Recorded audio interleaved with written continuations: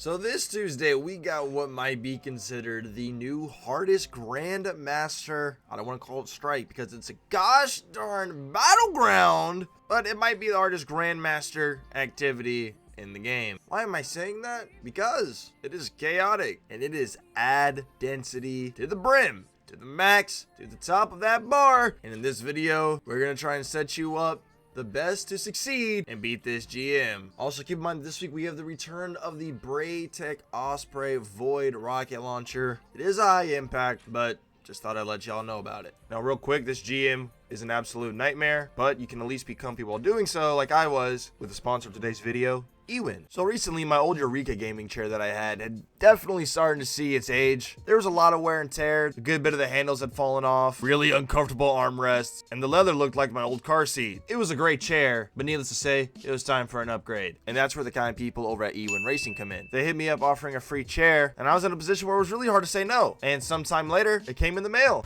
So I just got home from the gym, and lo and behold, there is a package here for your boy for a gaming chair.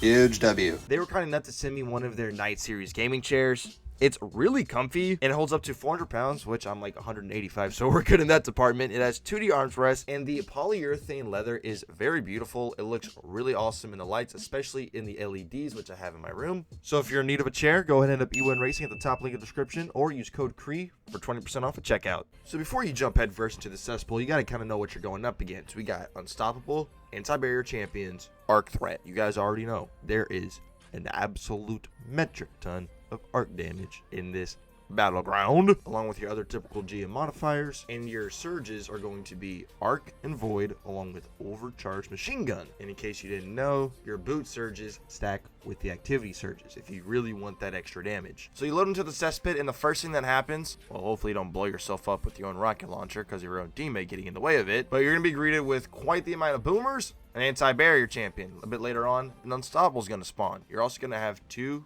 heavy crates in this area that you can pick up to give yourself some more ammo, which is also pretty helpful. So the most important thing about this room, outside of the 3 unstoppable champions that you're going to have, all of the other boomers and barriers in your 1 Lucent Hive Titan that you can suspend. Also, you'll definitely notice that a Hive Tomb ship will come in a little bit later on in this area, and it's very annoying, so make sure to shoot its turrets if you can. But that 3rd unstoppable champion that spawns in this room in the normal version of this Psyops Moon Battleground, that is the named ogre. Meaning, if you burst down that 3rd and final unstoppable champion, everything else in this room will despawn, including, but not limited to, the other barrier champions that are going to spawn here. Meaning, it is very easily that you just rob yourself of platinum rewards. Why would they make the named ogre that when you kill everything in the room despawns everything a normal unstoppable champion that doesn't have any indication of it being the named ogre? I don't know. But that's why I'm letting you know right now. We definitely made this mistake just not knowing that that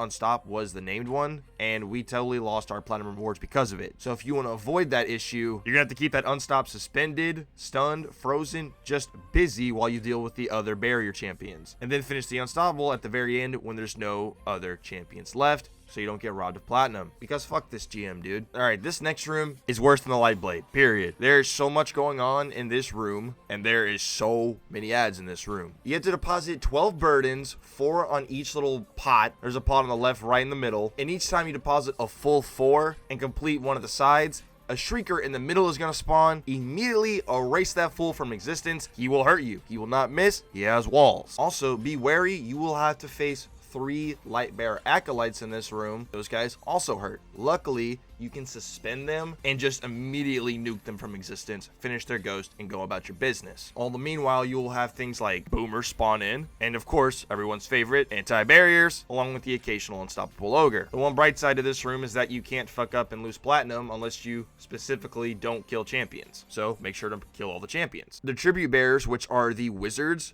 are going to spawn almost immediately after you kill them. You really want to try and go through this room as fast as you can, because there's just so many ads, so much arc damage coming at you from all directions. Before you know it, you can instantly be swarmed, go down, and your run's over. And you're like, wow, that was a waste of 10 minutes. So we're trying to avoid that situation. Now, me and my homies, we tried a few different spots. Initially, we thought over on the right side would be a pretty good idea, but it seems to me that the safest area to be at and do a lot of your work from is definitely the middle right where you would walk in. You can't get flanked in that area, and you can always just run back further in the hallway if you feel like you're getting pressed. I would really try and work together as a unit here, and if you can, try and just to finish a pot all at once. So if you and your fire team have 4 burdens between the 3 of you guys, link up, go dunk all in the same one, finish it, because the faster you can get through this room, the better. There's just so many ads in this room, so many ways to die, so many ways to go wrong. And seriously, try to work together as a team and go as fast as you can and get the hell out of this room.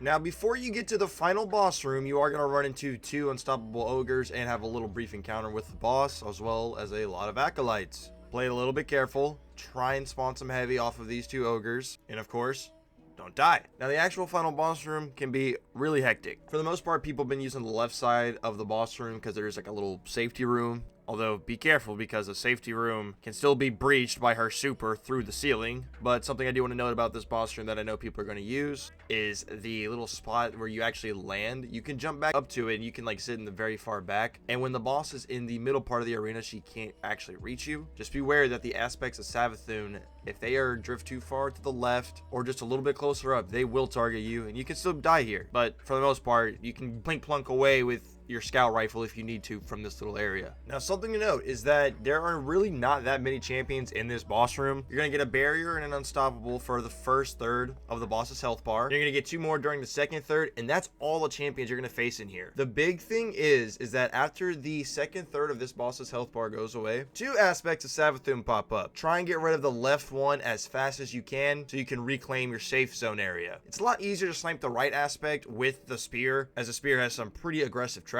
allowing you to throw it from a very safe distance and from behind cover. So now that we have a basis of how this GM Battleground works, let's actually go ahead and talk about some loadouts and some good weapons to go ahead and bring in here. For me personally, I use both a Strand Titan and a Cenotaph Divinity Welllock, both of which are very, very good here. Anytime you can spawn extra heavy for your fire team is going to be very good. That is why I was playing around with the Cenotaph. But if you could get somebody running Aeons, that would also be really good as well. Because there's so much arc damage, so much chaos, a Strand Titan, at least one, is going to be so helpful. It's very hard to not use a Strand Titan for GMs. We know these things. Also, because this can be very chaotic and you do sometimes have to go out of your way to grab the spear, or just in some other situation where you maybe gotta go dunk a tribute over in the second room, that's where something like a Void Hunter would just come in clutch with that good old invis, slap on a Gear Falcons, put on a commemoration, and go fry. Now, I haven't ran this on a Void Hunter myself, so I don't have any footage of it, but trust me, Void Hunters have always been good in GMs, and they excel in this particular one. Now, I know you've probably noticed that in a decent amount of the background gameplay, I had a hothead equip. I'm gonna be frank with you, bro. This is not the GM to be using rockets. It's overcharge LMG, so run any LMG you want. Seriously. Commemoration, Fixed Odds, Thunderlord, Retrofit Escapade, any strong LMG, I 1,000,000% recommend that over rockets. There's just so many ads. Having all of the LMG benefits like ammo, great damage at range, it really does come in clutch here. Another reason why having somebody with Cenotaph or Aeons is really good here, so you can feed those LMGs, so you're basically using your LMG as a primary. For your energy slot, I would definitely recommend something like a fusion rifle, maybe a Techian Force, maybe Iterative Loop. Forbearance is also, of course, amazing here. That's one that I really enjoyed using here. Then you can, of course, always go for some sort of legendary primary to stun the champion, but I really do recommend that you try and get your champion stunning capabilities through your subclass and through your fire team. Strand Titan's got unstoppable champions on lock, and since we have barriers, you could totally just bring an RB or a Wish Ender in your kinetic slot, and you'll be just fine. I will say though, Sweet Sorrow with its land tank origin trait is good for the extra resilience. That's an arc auto rifle from season 16. You could use that, a Choclip Riptide, and go buck wild and put on a Grand Overture. Just trying to give you guys some options, some ideas that you can go ahead and use before you waste your time trying to do that yourself. And like I said at the beginning of the video, I don't know what it is with the very beginning, but it is very buggy and not allowing you to get platinum rewards when completing this GM. Only advice I can give you right now is to not immediately burn the third unstoppable ogre, and maybe hold off a little bit on the Lucent Night Hive. But right now, it seems like getting platinum rewards for this GM just might be bugged. It's weird. This GM's definitely more difficult than the average one, and I hope this video helps you beat it. Thank you so much for watching today's video. Consider subscribing. You guys be safe out there. We'll see you in the next one.